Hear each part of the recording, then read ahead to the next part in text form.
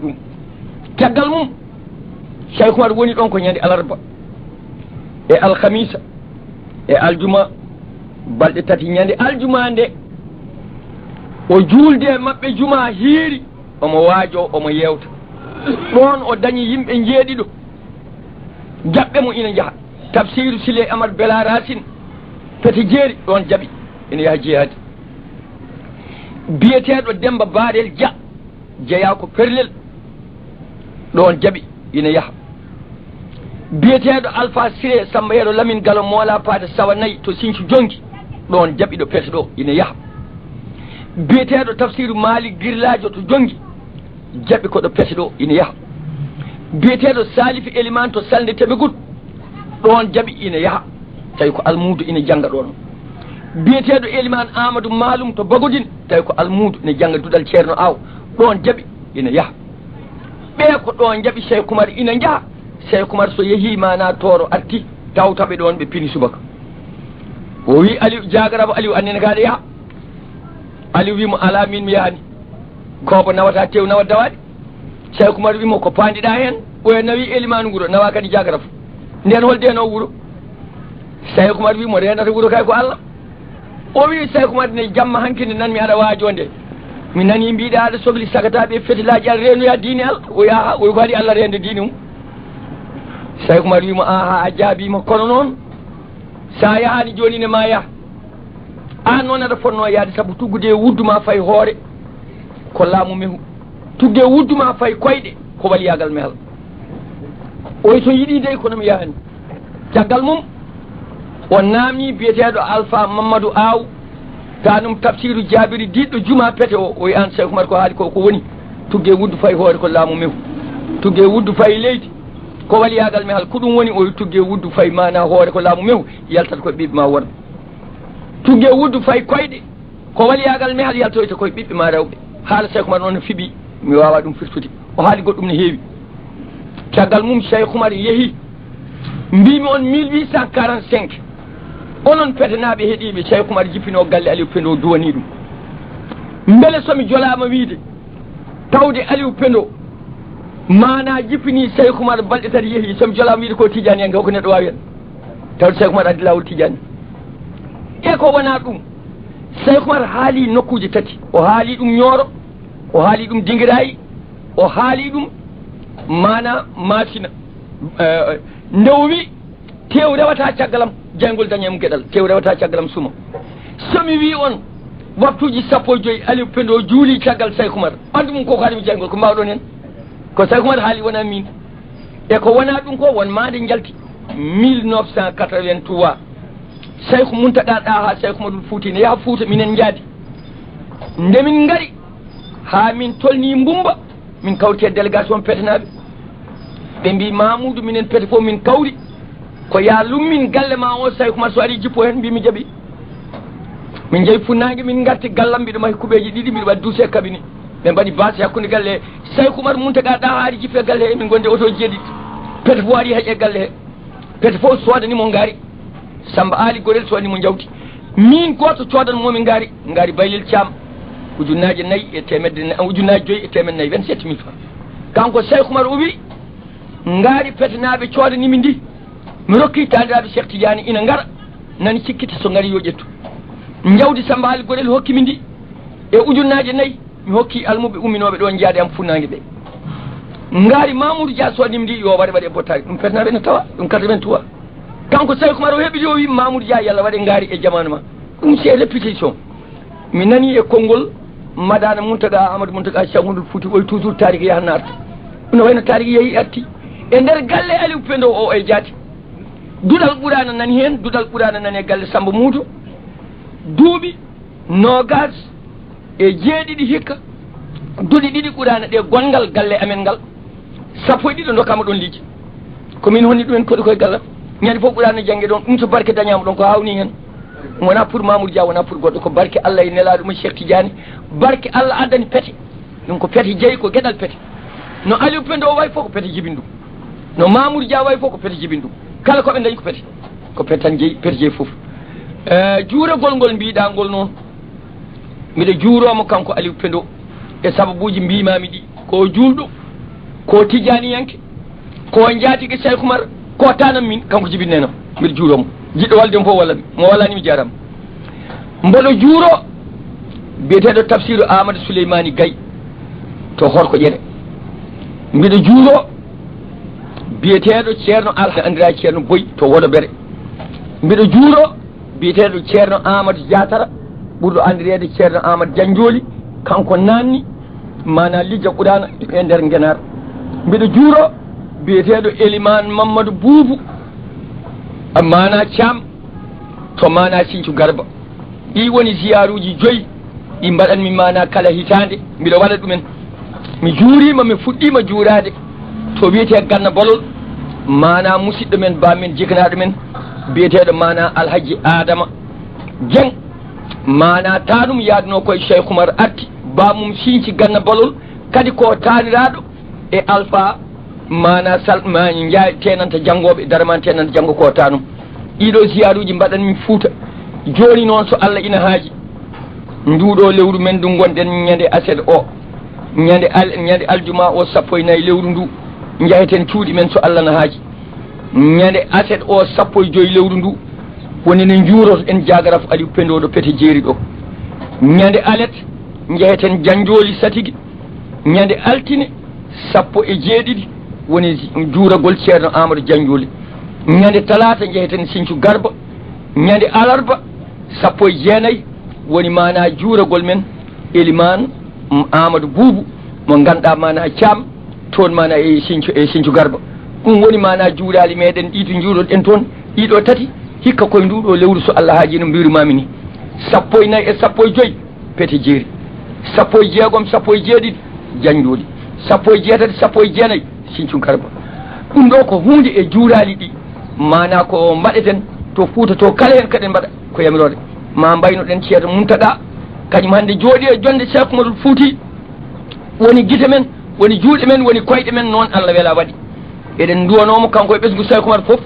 eɗen duwanomo kanko e hohoɓe diine l'islam foof eɗen kesɗitina aadi e makko kala keɗen mbaɗa koye yamirode makko wonata so tawi Allah haaji inchallahu ɗum woni namdal ɗimmal ngal namdiɗa ngal an Abou Diop bisimilla ɗum noon namdal men tataɓal e cakkital ko wonko teskimi e mambo ɗanndi ma mbatta yewta tawa ko e yeeso namnade ko kalɗa joni koko minɗa ko e gueɗe goɗɗe ɗe golliɗa an e waɓe no ceerno Amadou acca ko soma jaam ñaaji on ko jeeyi noon mi wiya ceerno Mamoudou ɓetti ko hakkude ceernago e ceɗɗago ala hen fof ko duñata goɗɗum ɗum mbiɗa jogui bandaji ma ɗi ganduɗa ene wawi mami arto hen donc so tawi ceerno Mamoudou ɓetti ko hakkude ɗo ko hakkude Ndimangu hakkude Setel hakkude Comci hakkude noon e noon e gayna hakkude Wudere ko nandi hen holko pamtami hen ɗon eyyi pamnanmami Abou andi mi wima nane Fouta belaɗo mettaɗo sa yiiɗi raɓɓiɗinde haala mbiya ka pullo tawde kalta pular Fouta Toro Fouta Dialo Fouta Kengi Fouta Masina Fouta Adamawa Fouta Niger Fouta Nigéria Fouta leegal no wonno e Makka ne wiye Misfal Fouta leegal no wonno e Misir kala ɗo gonɗa Fouta ɗon jeeɗa hen ka pullo enen fof ken fulɓe enen haaloɓe ɗe nde wonno noon neɗɗo ñemtinta komo yiɗi yahuda en wiyeteɓe Israil ummiɓe annabi Ibrahima koɓe kinɗe 12 ɗum waɗi Allah sekaniɓe maayo ngonde Moussa fi sawrume hayre cewle 12 sewle fof andi ɗo yarata arabeɓe ne ñemtiniɓe arabeɓe ne ko kinɗe 12 enen ne mawɓe men Fuutankoɓe ina gandi ken fulɓe leñol ngol ko pullo ɗemgal ngal ko pular ɓe ceekani en kinɗe ɓe mbaɗi kinɗe 12 kinɗe men 12 ɗe hen kinɗe 5 ko rimɓe hen kinɗe 6 ko ñeeñɓe hinde wotere ko belindinde kinɗe 5 rimɓe ɗe ko pullo e ceɗɗo e toroɗo e cubballo e jawan ɗeɗo kinɗe 5 ko rimɓe kala hen jasumɗo hoore mum ñaago goɗɗo o wona ñeeñ goɗɗo o mbimi pullo e ceɗɗo e toroɗo e cubballo e jawanɗo ɓe 5 ko rimɓe kamɓe poti keedi gese jeere waalo nandi mbaɗi hay goto waaɓe sendude eɓe ndesodira kinɗe 6 ko ñeeñɓe baylo na ñeeñe jamdi sakke na ñeeñe cawgu maabo na ñeeñe lefol labbo na ñeña leggal bambaɗo hoɗata walla ñaña wonɓe welata dañani hirade gawlo awlata hakkude yimɓe ƴettuma mana Matam nawma Bakel ƴettuma Galwe nawma Pete ƴettuma hoore fonde nawma Bokke dañani hirade ɓe jeegomo ngol ñeeñ ɗum fof ko ñeñata jeegomo ñeeñɓe ɓe joyorimɓe sappo e goho leñol gotol beele ndendi leñol jiyaɓe ala ko firsata e hunde jiyangu wonno tawa kefeero mbiya ɗum naati dine l'islam wiyami natani mbiya ɗum wi la ilaha illah wiyami wiyani mbiya hokko julɓe lempo wiyami hokkani mbiya woto toon julɓe mbiya min tawi nanga ɗum ngan sangade nangande e joomum ko maccuɗo taw maccuɗo holko woni majjuɗo yiiti koleji mum yo e lawol mum majjuɗo wonno janggani janggi wawi andi dine yo e lawol mum jiyaɗo ni yiira joni en gandi ko woni yo e lawol mum ala furtata so jomum wi ashhadu an la ilaha illallah ashhadu anna muhammadan rasulullah ina harmi wiide ɗum ko maccuɗo ina harmi rufde ƴiƴam mum ina harmi ñamde jawdi mum ina harmi kettude kaake mum e saria illa ma samahat bihi nafsahu an ɗibi khadirihi bil mawaddatu sar'iyya so wona ko fittandu jomum newni wela totti dagati ɗum noon haaɗi koɗo Cheikh Oumar ɗo on fellanno jeyade saabu Allah yaɓɓi koye fela koyngal nelaɗo Allah sallah alih sallam Cheikh Oumar ɗon haaɗi o heddi ko maccugagu nder Fouta ngu ko heddi en ko heewi hen wona gonga illa noon dañanoɓe toon to Cheikh Oumar to gadda e nder Fouta eɗen gandi maccuɓe hewɓe nani Fouta ko seekiɓe enen mbiyen sen mbiyanoma maccu tan mbiyata ko bamaranke nde wonno jiiɗenɓe ko seekiɓe walla ɗemɗe mabɓe tawa laaɓani ɗum noon ko ɓen kono ko wona ɗum kam e nder Fouta o ala ɗum ɗon wona gonga ngun maccugagu ko mana ha joni way kono annama mana min ɓuurma doole tan walla mbiɗa toñma ɗum woni mana ko kalanmi wiya maccuɓe dañaɓe ɗum ɗo ɓe ane maccuɗo jiiɗi yettode ala ko mbawɗa hen ane maccuɗo keedi waalo hokkatama askal ane maccuɗo keedi jeeri ala ko mbawɗa hen ane maccuɗo keedi kalace galle awa ɗum e guinde aadaki ɗum e wuuro he maccuɗo ala jelogal an ala jelogal ɗum noon ngun ɗon maccugago holko addi ɗum mbiɗa heewi haalde mi wiya addi ɗum ko bewɓe nayo kamɓe fof koɓe joom leppi en bewɗo Ngenar ko El Fekki Boubou Siré to gawol ko joom lefol ko bewɗo Bosoya Abdoul Bocar Al Doundou Segele mana hol toon to Dabi e Odiji Bosoya bewɗo Yirlaɓe Mamadou Sili Amadou Belara Sili ko joom lefol ko ganano bewɗo Law Ibra Alma Mamadou ɓe goni bewɓe Fouta ɓe gaddi janguji ɗi ɓe gaddi duppodiral guure ɗe duppodiral galleji ɗi tawi hankkadi alma meɓe dañama jamaji mbaɗama jumaji mbaɗama mana eɗen gañodire koye men gueɗe seyɗane noon ko ɗum wonno kinɗe Fouta ɗum woni leƴƴi Fouta min mbiɗa holto jeeyata min ko waɗɗani ko ɓaadi joni ko komi ceɗɗo ɗum Allah waɗimi so woɗɗi seeɗa wonta pullo ala ko wawa hen ko pullo wonno wonta pullo rutto hen saabu Fatimata Mariame Demba Booli Siré ko ɓi arɗo gueɗe yette ko Ba Jibini babam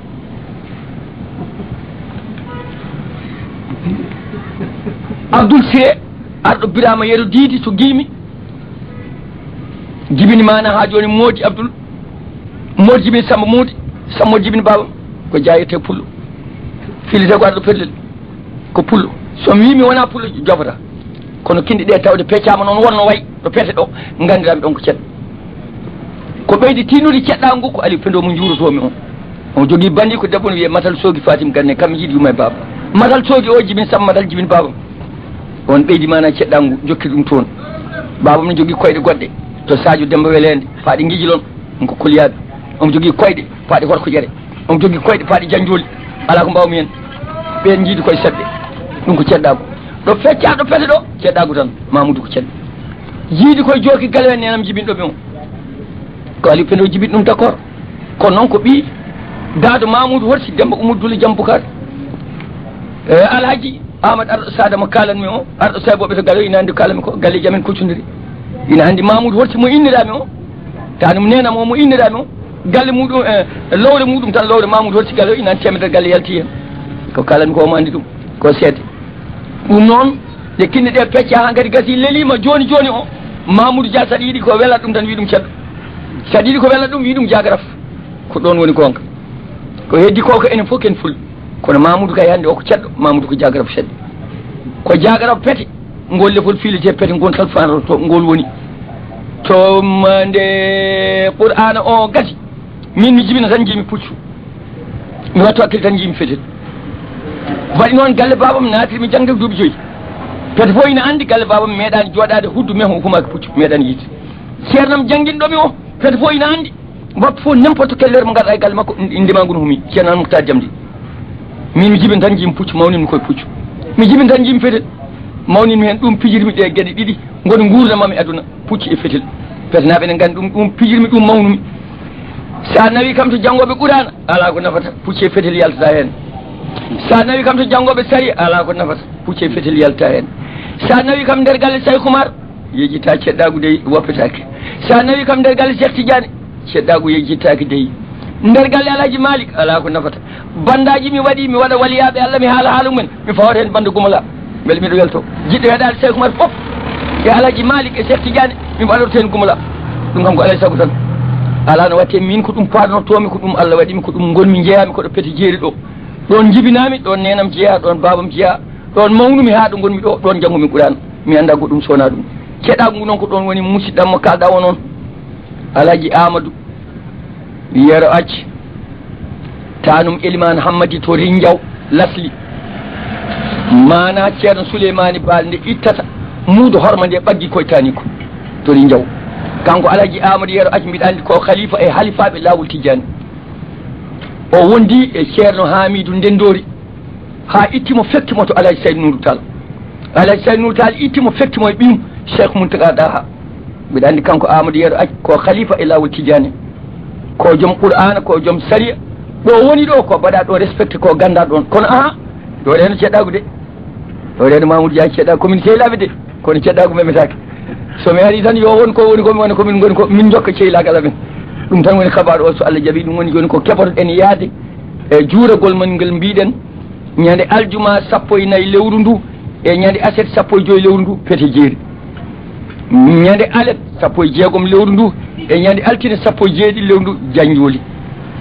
ñande talata 17 e ñande alarba 19 Sinthiou Garba Alhaji Abou joni noon mana en gari hen kadi ha ɗo mi fuɗɗi Alhaji Abou yo Allah mawnine wanma Alhaji momin duwanima o ha joni konnguɗi kalannomi ɗin tan mana deftotomi Mamoudou Dia aɗa yiɗi ko welata ɗum min wiyedemi ka ceɗɗo ɓuuranimi wiyede ka julɗo komin wi noon min wiyedemi jagaraf ñalawma goto ɓuuranimi gallam aljanna komin wi noon min wi Mamoudou Dia ceɗɗo jeeyaɗo pete jeeri ceerno mum Qur'ana ceerno Amadou Moukhtar Diamdi yalla yurmo yaafo ceerno mum Saria e lawol Tidiane caggal Cheikh Tidiane ceerno Hamidou Alpha Moussa Sy mo fana ndoro galle Allah ñalawma hande o ɗo ɓaggi gonɗo yeeso mum emo wondi ko suuɗi e ko feeñi ceerno Mountaga Amadou Mountaga Cheikh Oumar Fouti eɗen duwono Fouta yalla addu toɓoye ilam reena kala ko bonnata waɗa barke e maaƴe calli hebbina liɗɗi jawdi darindi soñca kosame nebam ha heewa remoɓe daña ha heewa yalla sellin ñawɓe jaña ɗanniɓe mawɓe yalla ɓeydu balɗe juɗɗe hokka battane moƴƴi sagataɓe yalla moƴƴin sagatagal mon fof ko liggoto yalla waɗan ɗum hen barke sukaɓe yalla wurnu ɗumen e diine mawni ɗumen waɗa ɗumen hen ardiɓe leydi men tugude président Abdou Diouf ha yetti délégué quartier eɗen duwonoɓe yalla hokku en jaam hokkaɓe jaam soɓe ɗanaki en ɗanotako eɗen duwono gouvernement o eɗen duwono président Ladi Biliko e premier ministre mum e gouvernement o foof eɗen duwono Abdou Khadir Sissoko président assemblée e assemblée foof eɗen duwono dendagal musidɓe yalla addan en jaam yalla reen en yalla hokku en kawral hokka en jeyre yalla sellin ñawɓe jaña ɗanniɓe yalla waɗen almuɓe Cheikh Tidiane ɓe ɓorata ko ha yawmal qiyamati ha caggal ɗum Allah jarama en beltima mbimi calminanami koreji maɗa mana radio Dunia maguilendi nuygu dilen ziyara dilen dokkel dilen ñanal wa radio Dunia lu dale ci directeur bi ɓe ci directeur scène bi ɓe ci animateur yi ɓe ci ñi wax fo yépp ñu ngi leen di ñaanal yal na leen yàlla defal jàmm may leen wér ak gudd fan ñu ngi leen di tàggu fii ba beneen inshallah bu ñu tàggoo Ceerno Muntaga suñu xalifa suñu sëriñ suñu lépp bu ñu joxee ndigal ñu def ci li wax bu neexee yàlla allahumma salli ala sayyidina muhammadin al-fatihi lima ughliqa wa ala alihi haqqa qadrihi wa miqdarihi al-azim allahumma salli ala sayyidina muhammadin الخاتم لما سبق وعلى آله حق قدره ومقداره العظيم اللهم صل على سيدنا محمد الناصر الحق بالحق وعلى آله حق قدره ومقداره العظيم اللهم صل على سيدنا محمد الهادي إلى صراطك المستقيم وعلى آله حق قدره ومقداره العظيم إن الله وملائكته يصلون على النبي يا أيها الذين آمنوا صلوا عليه وسلموا تسليما صلى الله عليه وعلى آله وصحبه وسلم تسليما سبحان ربك رب العزة عما يصفون والسلام على المرسلين والحمد لله رب العالمين آمين يلا هكو ان جام يلا ادو جامي لeydi ndi adda kawrale deje hokka en suto e suudare hokka en balɗe juuɗe batan moƴƴi wassalam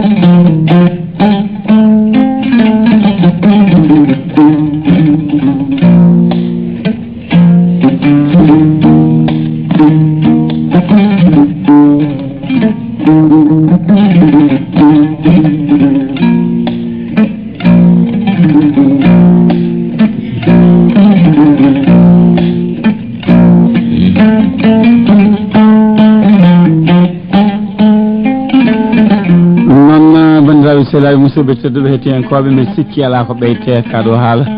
nde wonno en mbino so tawi en kuccidi e oɗo jignaɗo ko windi ko tan so haali yimɓe paamat ko ɗum saabi yimɓe fof paami no fewi no fewi no fewi no fewi o fammi no foti kaweyli seykouma haaɓa no foti ha joni to jibina e holto nde wuto jomum ko holko woni dagambere holko woni bandiagara hareji ɗi ganduɗa ɓi ko Amadou o waɗi caggal makko o fodde ha joni kanko hareji makko 222 ɗi ganduɗa ko Amadou ha joni waɗi fodde ha joni 222 ina wayno ha joni baɗi ko ha joni Tidiani Amadou fodde 313 ɗanle makko fodde 16 e nder duuɓi 16 yaadu makko laabi tati laabi tati no mbinoɗen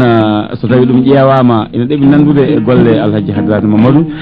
ɓiɓɓe makko capanɗe joyo debbo e gorko gandal makko o fodde ujunere e capanɗe tawi jeeɗiɗi e fannuji ɗi o reeni fodde 313 senaɓe makko 300 almuɓe ɓe ganduɗa almuɓe makko fodde million ngaji jeeɗiɗi e temedde jeeɗiɗi capanɗe jeeɗiɗi ujunere e dendagal defte ɗe o windi fodde capanɗe jeeɗiɗi e ko nandi hen bandiraɓe on paami ko ɗum ɗo woni maayo gandal ngo Alhaji Hadrani lumbani en fodde ha joni capanɗe jeegom e jeegom 19 gueɗe makko birniɗo to banggue halwaji capanɗe jeegom e juuluji makko ɗi ganduɗa ko juuluji keeriɗi ɗi ganduɗa ko tentuɗi capanɗe jeeɗiɗi e nayyi wonde kadi ha joni e gueɗe goɗɗe ɗen mbawa limtude e o famni en kadi tigui rigui wonde jeeyi holko woni leñol ngol holko woni ɗemgal ko sende ɗemgal e leñol e kanko hol hinde nde o jeeya kanko Alhaji Hadrani Mamadou bandiraɓe sehlaɓe musidɓe tedduɓe e ñalawma hande o ma won wiiɓe hinno ko sago taw ɗum yawti holko saabi ɗum jokkani kono noon paamen tan no liɗɗi piwi foof ko noon gawirte ko ɗum saabi ko ɗo yewta nde haaɗi so jeeɗo ñaawi ma en gartene jewte goɗɗe gaddanen bandiraɓe dennagal koɓe cohla hono mawɓe waɓe ni no Alhaji Hadrani Mamadou Loliɗo Mamoudou Diani on paami noon leppi makko kewɗe min kewno wadde ko jimɗi ɓurana min kewno wadde ha joni ko yimɓe sukaɓe men ɓe ganduɗa jeeya ko duwe e ñalama hande o noon so min cuuɓi ha joni ñawla Mamoudou Soma Dia Ibnu Soma Dia Dar Halayɓe ko wonde ko tota makko gaga ɗum ni ñawlana welamo o nani ko haale ceddago ko bilangue hande soir ko ɗum saabi ko ɗo min mbaynoto min ɗacci ɗon kadi e ñawlo o mo ganduɗa so tawi huuɗi tan ko siftinde hanki ɗum noon ko sanga e sangaji ñalɗe e ñalaɗi ñalɗe Allah keewi a limotako